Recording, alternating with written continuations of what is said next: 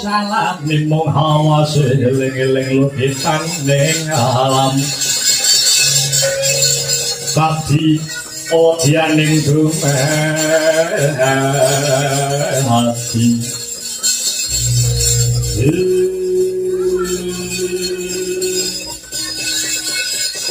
Kawonten timbalan ingkang hadhawuh Kanjeng Gusti Sri Rama Wijaya nimbali kula pun jaya anggota semanten iki kula pun anteng mandhe siniwin Anoman lan jeneng sira jaya anggota kawruh Anama dina samengko panjenengan ingsun bakal ngutus duta kinen lumarat ana ing negara Ngalengka njajaki kekuatane mungsuh lan ngiras-ngirus nak yenake kawilujenganing garwane ingsun Nyai Rakyat Warasinta kuwi jenengan Hartam tuki malu jaya anggota sagah sumanjeng jecibahan mriku prasasat anampi dawuh saking Sang Hyang Wisnu Bathara dewaning kabagyan dewaning katentreman kaliyan kula nyuwun pamit badhe tuju wonten ing negara Ngalengka dinten sekali kanggan satake disiwun mengko dhisik jaya anggota mengko dhisik luwih dhisik Wangsulana apa kang dadi pitakone Sri Rama Wijaya kang tumanduk marang jaya anggota badhe tanggep babagan menapa disiwun jaya anggota wonten dawuh pesanggrahan mangliawan kene nganti tekan negara Ngalengka kuwi adoh jeneng sira nyaguhi dadi dutane Sri Rama Wijaya mbutuhake wektu pirang sasi jaya anggota nggih menawi namung dumateng negari Ngalengka kemawon PP pulang pergi kula sagah sesasi sinipun sesasi ora kasinggihan Anoman kula wonten dawuh Sang Marteng Jagat yen jaya anggota duweni kesanggupan jroning wektu sesasi bakal nggawa pawarta saka negara Ngalengka Diraja saiki bali jeneng sira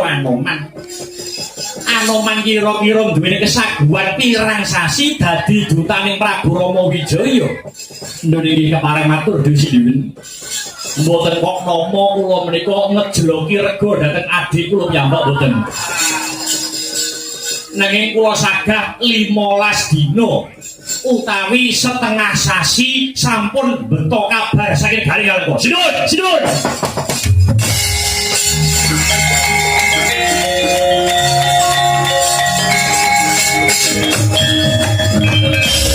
jaya anggota napa jaya anggota sareng kula petang-petang wektu kula sesasi niku kesuwen sinun kesuwen kula sagah minangka dutanipun Sri Rama Wijaya cekak 7 dina utawi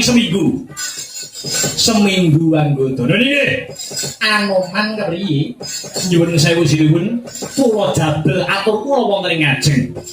kula mboten namung saged 15 dina utawi setengah sasi kula malah sagah 5 dina utawi sepasar sinuwun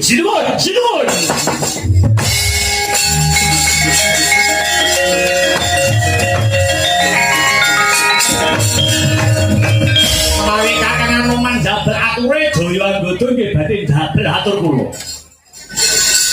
kula badhe jabel atur kula ing ngajeng kula mboten namung seminggu nanging kula sagah 3 dinten sampun beto kabar saking negara Ngalengka 3 dina inggih sinuwun Anoman kepriye menawi ingkang rayi jaya anggota sagah 3 dinten Anoman saged 24 jam. Sedina sawengi sampun beto kabar saking negari nalika kowe adalah yang sabarek kakek Anoman.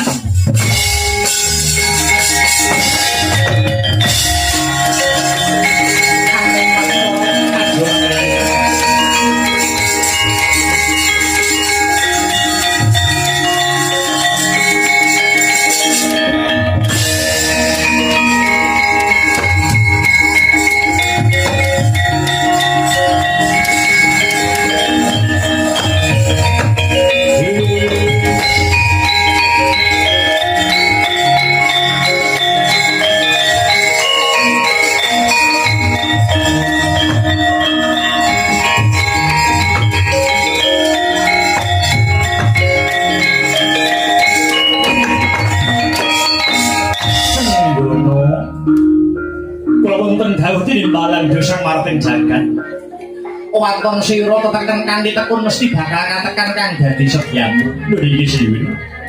prasetya kula mboten namung bondo nanging nyawa kula badhe kula udhaaken dhumateng jengandika Sinuwun Sri Rama Wijaya aratu paniti sing Sang Hyang Wisnu dewane kabagyan dewaning katentreman bagus enggal lumalapa marang negara ngalengka kanggo nak yenake kawilujenganing Yayi Rekyang Warasinta lan dipithep netar marang kekuatan negara ngalengka uga aku titip yo Anoman aku titip wujuding ali-ali ingkang ingaranan ali-ali Sutya Ludira wenehna marang Yayi Rekyang Warasinta kanggo tandha yen panjenenganing suri sing tresna marang Rekyang Warasinta mara coba tampan lenggan budhalo Anoman kula nyuwun pangestu Sinuwun pangestu Gumraja kaya balung sedodo muga-muga sembada ingkang jinangka arahayu ingkang tinemu basuki ingkang kaesti gagah ingkang jirangka singgana gandanya sakaraga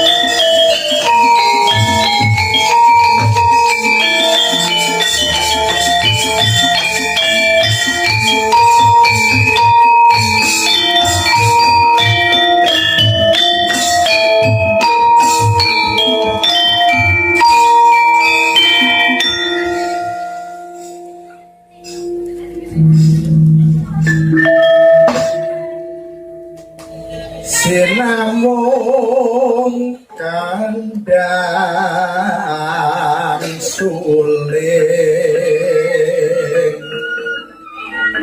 manom man gitu